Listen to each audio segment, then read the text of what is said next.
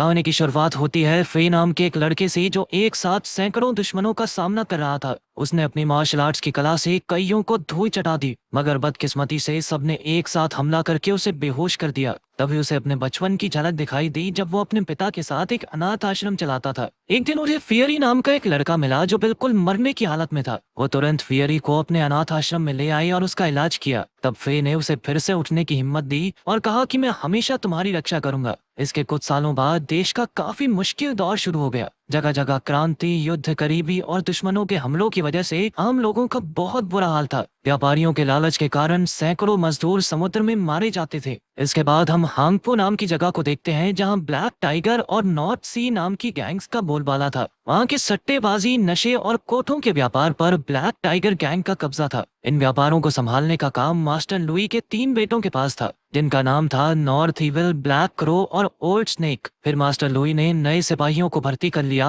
और कहा कि उनमें से एक को वो गोद लेकर अपना चौथा बेटा बनाएगा। इन सिपाहियों में से एक फे भी था। जब वो सब मास्टर लुई से मिले तो उसने सबके सामने एक गद्दार आदमी को बेरहमी से मार डाला। इससे वहां मौजूद सभी लड़के हैरान रह गए, पर फे के चेहरे पर एक शिकन तक नहीं आई। इसके बाद उन सबको एक कप दिया गया और फिर मास्टर उसमें उबलता हुआ पानी डालने लगा। इतने गर्म पानी को कोई सिपाही सहन नहीं कर पाया, मगर फे ने उंगलियां लाल होने के बावजूद भी कप पकड़े रखा। इसके बाद मास्टर ने सबको अपनी दुश्मन गैंग नॉर्थ सी के लीडर को मारने का हुक्म दिया और कहा कि जो भी इस काम को पूरा करेगा वही उसका चौथा बेटा बनेगा। अब फे ने अगले दिन नॉर्थ सी के अड्डे पर हमला कर दिया। उसने अकेले ही सभी गार्ड्स पर हमला करके उन्हें ठिकाने लगा दिया। आखिरकार उसका सामना गैंग लीडर से हुआ। दोनों के बीच जबरदस्त मुकाबला शुरू हो गया, लेकिन अंत में फे ने अपनी मार्शल आर्ट्स की ताकत से अपने दुश्मन की ही तलवार से उसी का गला काट दिया। तभी अचानक नॉर्थ सी के कई गुंडों ने उसे घेर कर इकट्ठे हमला बोल दिया। कहानी की शुरुआत इसी जगह से हुई थी, मगर तभी फे के साथ ही बिग टूथ ने ऐन वक्त पर वहां आकर पटाखों की दुकान में आग लगा दी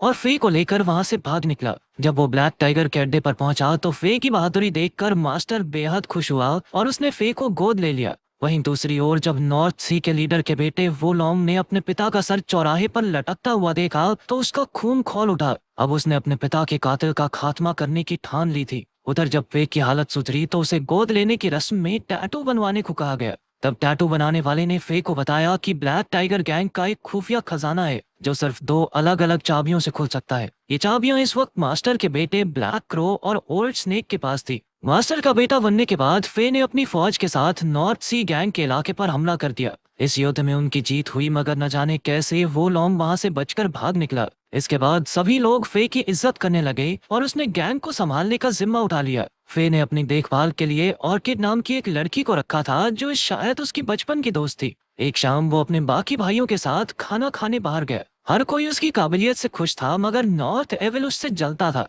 उसने फे से लड़ाई करने की बहुत कोशिश की, पर फे ने उसे नजरअंदाज कर दिया। फिर अगले दिन मास्टर लुई के अंग्रेज साथियों ने उससे 300 गुलामों की मांग की। तब मास्टर ने अपने गुंडों से कहकर जबरदस्ती 300 लोगों को गुलाम बना दिया।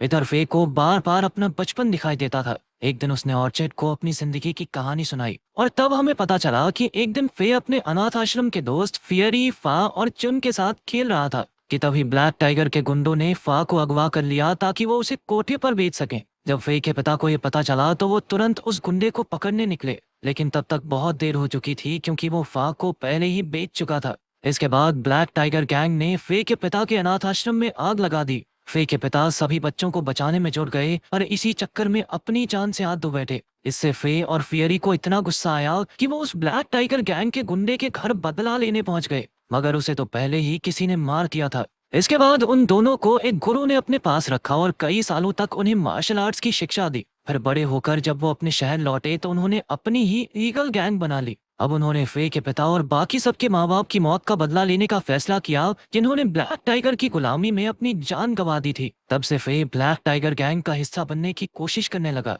ऑर्चिड ने तवायफ होने का नाटक किया और वहीं फियरी और चुन ईगल गैंग को बढ़ाते रहे। तब हमें ये पता चलता है कि फे ब्लैक टाइगर गैंग में इसलिए शामिल हुआ ताकि वो उसे अंदर से खत्म कर सके। जल्द ही फे ने सारी जानकारी इकट्ठा करके ईगल गैंग तक पहुंचा दी। आखिरकार इतने सालों की प्लानिंग के बाद अब वो अपने मंसूबों को अंजाम दे सकेंगे। एक दिन फियरी, चुन और उसके साथियों ने मिलकर ओल्ड स्नेक पर हमला कर दिया। फिर वो उसे एक सुनसान जगह पर ले आए और उसे तड़पा तड़पा कर मार डाला। इसके बाद चुन ने उसकी जेब से चाबी निकाली और उसकी डुप्लीकेट बनाकर वापस रख दी। फिर रात को उन्होंने एक संदेश के साथ ओल्ड स्नेक की लाश ब्लैक टाइगर के अड्डे पर पहुंचा दी। उस पर लिखा था कि सबको अपने बुरे कर्मों का फल मिलेगा। यह देखकर मास्टर का दिल दहल गया, पर उसने देखा कि चाबी सुरक्षित थी। फिर उसने ये चाबी नॉर्थ एविल को संभालने के लिए दी। वहीं दूसरी ओर फे मछली पकड़ने के बहाने फियरी से मिलने आया और उससे डुप्लीकेट चाबी लेकर अगले प्लान की तैयारी करने लगा। फिर शाम को फे ब्लैक क्रो के अड्डे पर सट्टा लगाने पहुंच गया। वो सट्टा लगाता और जानबूझकर हर बार हार जाता। अब उसके पैसे खत्म हो गए तो वो ब्लैक क्रो से 3,000 सिक्के उधार लेने गया, मगर ब्लैक क्रो ने पैसा देने से साफ इनकार कर दिया। तब फे ने उसके सामने वो डुप्लीकेट चाबी रख दी तो ब्लैक क्रो ने उससे पूछा कि ये तुम्हारे पास कहाँ से आई। फे ने कहा कि ये उसे नॉर्थ इविल के पास मिली। उसने कहा कि नॉर्थ इविल तो मास्टर के असली चाबी देने से पहले ही डुप्लीकेट चाबी बना चुका था, मगर ब्लैक क्रो को उस पर यकीन नहीं हुआ। इसीलिए वो फे को लेकर शहर के एक सुनसान कोने में आ गया जहां ब्लैक टाइगर का खुफिया खजाना मौजूद था। जब डुप्लीकेट चाबी से खजाना खुल गया तो ब्लैक क्रो का शक यकीन में बदल गया। इसके बाद फे मछली पकड़ने के बहाने दोबारा फियरी से मिला और उसे खुफिया खजाने का पता बताया। अब वो अपने अगले प्लान की तैयारी में जुट गए। अगली सुबह चुन कपड़े धोने वाली का भेष बनाकर फे के घर पहुंच गई। वो यहाँ पर उसे अगले प्लान की तारीख की खबर देने आई थी। खैर उस रात मास्टर ने फे को अपनी तलवारों का कमरा दिखाया, पर तभी अचानक उनके दुश्मन वोलोंग ने उन पर हमला कर दिया। जल्द ही दोनों गैंग्स में जबरदस्त जंग शुरू हो गई। फे ने वोलोंग का मुकाबला किया और मास्टर लुई ने गुंडों को संभाला। फे और वोलोंग दोनों कमाल के तलवारबाज थे, पर अंत में फे उस पर भारी पड़ गया और उसने वोलोंग के सीने पर तलवार रख दी। फे उसे मारना नहीं चाहता था, पर अचानक मास्टर ने पीछे से तलवार को धक्का दे दिया, जिससे वोलोंग की मौके पर ही मौत हो गई। वहीं दूसरी ओर ईगल गैंग ने नशे की दुकानों में आग लगाकर अपना काम शुरू कर दिया। फिर उन्होंने खुफिया खजाने के पास पहुंचकर गार्ड्स को भी मात दे दी। इसके बाद चुन और उसके साथ ही अपने दुश्मन ब्लैक क्रो को धोखे से एक सुनसान जगह पर ले आए। उधर फियरी अकेले ही ब्लैक टाइगर के गुंडों का सफाया करने लगा। जल्द ही मास्टर को दुकानों में आग लगाने की खबर मिली तो उसने फे को वहां भेजा, लेकिन वहां जाने की बजाय फे उस जगह पहुंचा जहां चुन ने ब्लैक क्रो को बंदी बना रखा था। अब उन्होंने बिना समय गवाए उसे जान से मार डाला और उसे मारा भी कुछ इस तरह कि सबको लगे कि ये खून नॉर्थ इविल ने किया है। मगर दूसरी ओर बदकिस्मती से फियरी को गुंडों ने चारों ओर से घेर लिया और वो पकड़ा गया। बाद में जब फे अड्डे पर पहुंचा तो उसने अपने जिगरी दोस्त को तड़पते हुए देखा। मास्टर ने फियरी से उसके साथियों का पता पूछा तो उसने कहा कि वो खजाना लूटने गए हैं। अब मास्टर घबराकर सीधा खजाने के पास पहुंचा, मगर वहां तो सारा माल लुट चुका था। ईगल गैंग ने सारे ताले तोड़कर खजाना गरीबों में बांट दिया था। तब मास्टर को शक हुआ कि जरूर उसकी गैंग में से किसी ने तो गद्दारी की है। वहीं दूसरी ओर फे ने अपने दोस्त से आखिरी बार बात की। फियरी ने अपना अंत स्वीकार कर लिया था, क्योंकि वो जानता था कि फे की जान बचाने के लिए उसे अपनी जान की कुर्बानी देनी ही होगी। इसीलिए उसने फे को अपना मिशन पूरा करने का वादा करने को कहा। कुछ ही देर में मास्टर गुस्से से तिलमिलाता हुआ आया और उसने फे से फियरी को मौत के घाट उतारने को कहा। लेकिन तभी सिपाही ब्लैक क्रो की लाश मास्टर के सामने ले आए, जिसे देखकर मास्टर के होश उड़ गए। उसकी लाश पर नॉर्थ इविल की तलवार का निशान था, जिसे देखकर मास्टर को उस पर शक हो गया। तब नॉर्थ इविल ने अपनी बेगुनाही साबित करने के लिए फियरी को अपने मालिक का असली नाम बताने को कहा, मगर फियरी यह बताने से पहले ही चल बसा। यह देखने पर सभी को लगा कि नॉर्थ इविल ने फियरी को मारकर सच को दबाने की कोशिश की है।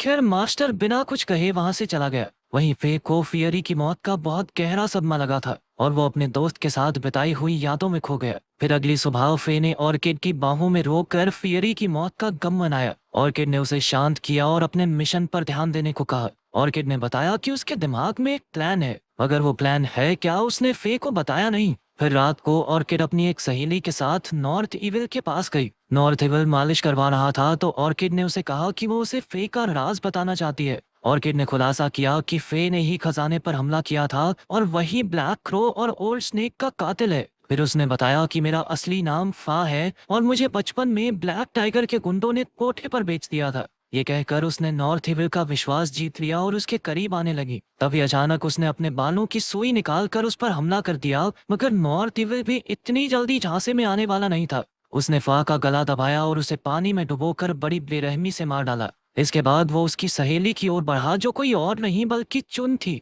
चुन ने अपना चाकू निकाला और एक ही झटके में नॉर्थ इविल को मार गिराया। अगली सुबह फे और चुन ने अपनी ईगल गैंग के साथ फियरी और ऑर्चिड को दफन करके श्रद्धांजलि दी। इसके बाद फे ने ऐलान किया कि अब असली जंग छेड़ने का समय आ चुका है। उसने शहर के आम लोगों के बीच पर्चे बांटकर उन्हें ब्लैक टाइगर के खिलाफ आवाज उठाने को कहा। साथ ही फे ने आम लोगों को मार्शल आर्ट्स की ट्रेनिंग देनी शुरू कर दी ताकि वो गुंडों का सामना कर सकें। साथ ही उन्होंने उन 300 गुलामों को भी रिहा किया जिन्हें गुंडे बेचने वाले थे। अब पूरा शहर फे के साथ था और वो सब मिलकर एक साथ ब्लैक टाइगर के अड्डे पर हमला करने आ पहुंचे। फे खून खराबा नहीं चाहता था, इसीलिए उसने मास्टर लुई को अकेले मुकाबले के लिए ललकारा। मास्टर राजी हो गया और फिर फे ने बिल्डिंग में जाकर चारों ओर आग लगा दी। इसके बाद आग के बीच ही उन दोनों में जबरदस्त लड़ाई शुरू हो गई। वो दोनों युद्ध कला में माहिर एक से बढ़कर एक थे, पर जब आग ज्यादा बढ़ गई तो उन्हें फट्टों पर लड़ना पड़ा। फिर मौका देखकर फे ने मास्टर पर धुआंधार वार करके उसे फट्टों से गिरा दिया, पर तभी अचानक उसने लुई का हाथ पकड़ लिया।